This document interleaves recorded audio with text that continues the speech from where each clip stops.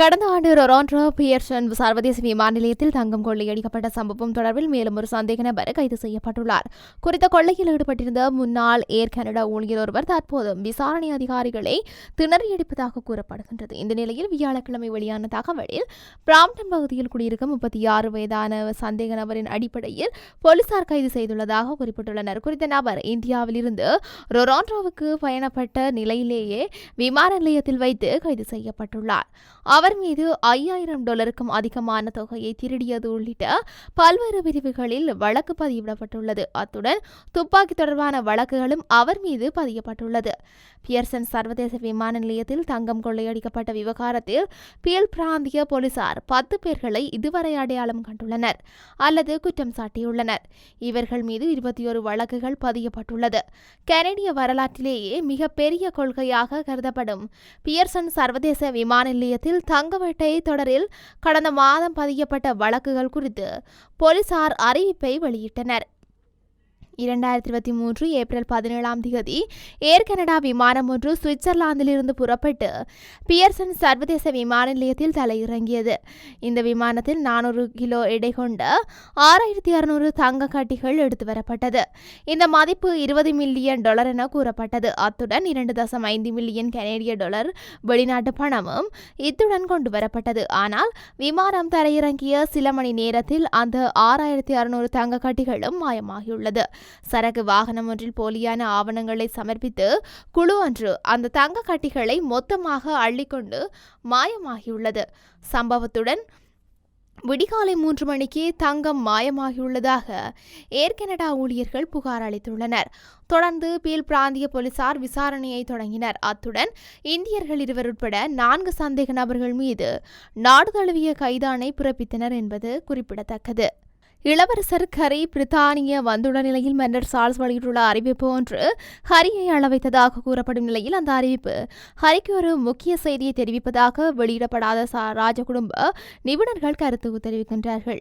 இளவரசர் ஹரி தனது இன்விக்டர் விளையாட்டுப் போட்டிகள் தொடர்பான கூட்டம் ஒன்றிற்காக பிரித்தானியா வர இருப்பதாக தகவல்கள் வெளியானதுமே அவர் உடல்நலம் பாதிக்கப்பட்டுள்ள தனது தந்தையையும் அன்னிகேட்டையும் சந்திப்பார் என பெரிதும் எதிர்பார்க்கப்பட்டது. ஆனால் பிரித்தானியா வந்த ஹரியை ராஜகுடும்பம் வேண்டுமென்றே புறக்கணித்தது போல் உள்ளது. காரணம், மன்னரும் லண்டனில் நடைபெற்ற ஒரு நிகழ்ச்சியில் கலந்து கொண்டார். ஹரியும் லண்டனில் ஒரு நிகழ்ச்சியில் கலந்து கொண்டார். ஆனாலும் மன்னர் பிவிசியாக இருப்பதால் ஹரியை சந்திக்க இயலாது என தகவல்கள் வெளியானது. வில்லியமும் கேட்டுமோ அந்த நிகழ்ச்சியில் கூடு தலை காட்டவில்லை. ராணி கமிலாவும் லண்டனில் ஒரு நிகழ்ச்சியில் கலந்து கொண்டார் என்றாலும் ராஜகுடும்பத்தில் யாருமே ஹரியை கண்டுகொள்ளவில்லை. இதெல்லாம் போதாதென்று வெந்த புண்ணில் வேல் பாய்ச்சது போல சரியாக ஹரி பிரித்தானியாவுக்கு வந்துள்ள நேரத்தில் பக்கிங்ஹாம் அரண்மனை அறிவிப்பு ஒன்றை வெளியிட்டுள்ளது. அதுவும் ஹரியை அவமதிக்கும் வகையிலான ஒரு அறிவிப்பு. அதாவது ஹரி வகித்து வந்த பொறுப்பு ஒன்று அவரது அண்ணனான இளவரசர் வில்லியமுக்கு வழங்கப்பட இருப்பதாக அறிவித்துள்ளது. அந்த பொறுப்பை ஹரியிடம் பறித்து வில்லியமுக்கு கொடுத்துள்ளார் மன்னர் சார்ல்ஸ். இந்த செய்தி அறிந்ததும் ஹரி கண்ணீர் விட்டதாக தகவல்கள் வெளியாகியுள்ளதாக ராஜகுடும்ப நிபுணர் தெரிவித்துள்ளார். இந்த விடயம் ஹரிக்கு வேதனையை ஏற்படுத்தும் என்று தெரிவித்தும், அதுவும் அவர் பிரித்தானியாவுக்கு வந்திருக்கும் போது இப்படியொரு அறிவிப்பை அரண்மனை செய்திருந்தமானால் ஹரிக்கு இனி ராஜகுடும்பத்துடன் உறவு கிடையாது என்றும் பொருள் என்பதை ஹரி புரிந்து கொள்ள வேண்டும் என்கின்றார் அவர். ஹரி ராஜகுடும்பத்துக்கு துரோகம் செய்தார், ராஜகுடும்ப பொறுப்புகளை உதறினார். அப்படி இருக்கும்போது அவருக்கு பிடித்த விடயங்கள் அவர் இழந்துதான் ஆக வேண்டும் என்றார் அவர். உயிரை பணயம் வைத்து ஆங்கில கால்வாயை கடந்து பிரித்தானியாவிற்குள் நுழைந்த புலம்பெயர்ந்தோர் ஒருவர் தன்னை மீண்டும் பிரெஞ்சுக்கே கொண்டு வந்து விடுவதாக கடத்தல்காரர் ஒருவருக்கு பணம் கொடுத்துள்ளார். ஊடகவியலாளர் சிலர் சமீபத்திய பிரான்சில் இருந்து ஆங்கில கால்வாயை கடந்து பிரித்தானியாவிற்குள் நுழையும் முயலும் புலம்பெயர்ந்தோரை காண சென்றிருக்கின்றார்கள். அப்போது அங்கு பிரித்தானியாவிலிருந்து மீண்டும் பிரான்சுக்கே திரும்பிவிட்ட புலம்பெயர்ந்தோர் ஒருவர் அவர்கள் சந்தித்துள்ளார்கள். அவரது பெயர் உமர். 2 ஆண்டுகளுக்கு முன் கடத்தல்காரர்களுக்கு 12,000 பவுண்டுகள் படகு ஒன்றின் மூலம் ஆங்கில கால்வாயை கடந்து பிரித்தானியாவிற்குள் நுழைந்துள்ளார். சுர்தித்தான் நாட்டவரான ஓமர் 20 மாதங்கள் பிரித்தானியாவில் தங்கியிருந்த நிலையில் மீண்டும் ஒரு கடத்தல்காரருக்கு 500 பவுண்டுகள் கொடுத்து எப்படியாவது தன்னை மீண்டும் பிரான்சுக்கே கொண்டு வந்து விடும்படி கையை காலை பிடித்து படகொன்றில் ஏறி மீண்டும் பிரான்சுக்கே வந்துவிட்டார் அவர். பிரித்தானியாவில் புகலிட கோரிக்கை ஏற்றுக்கொள்ளப்படாமல் பக்கவாதத்தை பாதிக்கப்பட்டு இதைவிட பிரான்ஸ் பரவாயில்லை என பிரான்சுக்கே திரும்பிவிட்ட அவர் பிரான்சில் வாழ்க்கை கஷ்டம்தான், ஆனால் பிரித்தானியாவில் 2 வருடங்களுக்கு ஒரு முறை கைரேகையை பதிவு செய்ய வேண்டும், கையெழுத்திட வேண்டும். இவ்வளவும் ஒழுங்காக செய்துவிட்டு ஒரு நாள் உங்கள் புகலிட கோரிக்கை நிராகரிக்கப்பட்டு விட்டது என்றார்கள் பிரித்தானிய அதிகாரிகள். அவர்கள் இனி என்னை கைது செய்து ருவாண்டாவுக்கோ அல்லது ஈராக்குக்கோ அனுப்பக்கூடும், என்னால் அங்கெல்லாம் போக முடியாது, ஆகவே பிரான்சுக்கே வந்துவிட்டேன் என்கிறார் உமர். இந்திய நாடாளுமன்ற தேர்தலில் அமெரிக்கா தலையிட முயற்சி செய்வதாக ரஷ்யா பகிரங்க குற்றம் சாட்டை முன்வைத்துள்ளதாக தெரிவிக்கப்படுகின்றது.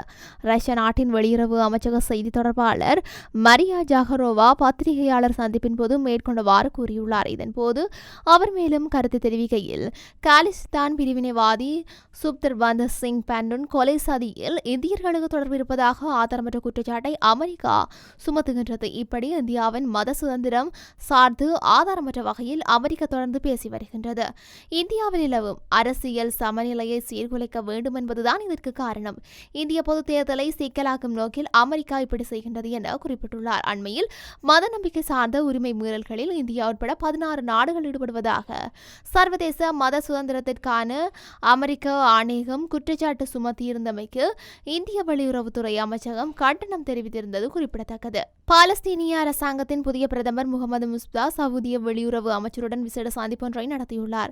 ரியாத்துக்கு ஒரு தூதுவரை விரைவில் அனுப்புவது தொடர்பில் இந்த பேச்சுவார்த்தை இடம்பெற்றுள்ளதாக கூறப்படுகின்றது. இது தொடர்பில் சவுதி வெளியுறவு அமைச்சகம் ஒரு அறிக்கையில், காசாவில் நிவாரண முயற்சிகளை மேம்படுத்துவது, ஒருங்கிணைப்பது மற்றும் பாலஸ்தீனத்துக்கு வாக்குறுதி அளிக்கப்பட்ட சீர்திருத்தங்களை மேற்கொள்ளும் நடுத்தர மற்றும் நீண்டகால வழிகள் குறித்து விவாதிக்கப்பட்டதாக தெரிவிக்கப்பட்டுள்ளது.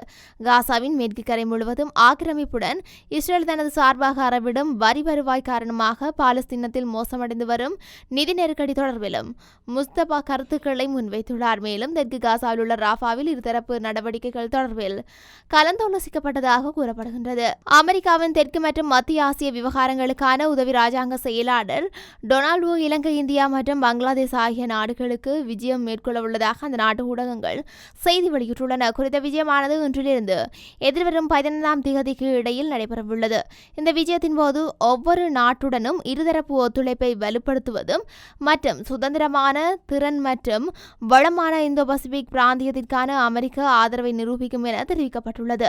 இந்தியாவில் இருதரப்பு ஈடுபாட்டை மேம்படுத்துவதற்காக துணை செயலாளர் துணை தூதரக பணியாளர்களை சந்திக்க உள்ளார். இதன் பின்னர் டொனால்ட் இலங்கையுடன் அமெரிக்காவின் பங்களித்துவத்தை ஆழப்படுத்த கொழும்புக்கு செல்லவுள்ளார்.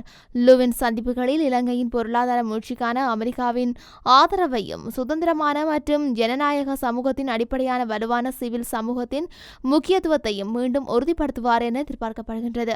இதனையடுத்து உதவி செயலாளர் டாக்காவில் தனது பயணத்தை முடித்துக்கொண்டு டாக்காவில் அரசாங்க அதிகாரிகள், சிவில் சமூக தலைவர்களை சந்தித்து அமெரிக்கா பங்களாதேச ஒத்துழைப்பை பற்றி விவாதிக்க உள்ளதாக தெரிவித்திருக்கின்றது. தங்களது இருப்பை இஸ்ரேல் அச்சுறுத்தினால் தங்களது அணுசக்தி கோட்பாடு மாற்றப்படும் என ஈரான் அறிவித்துள்ளது.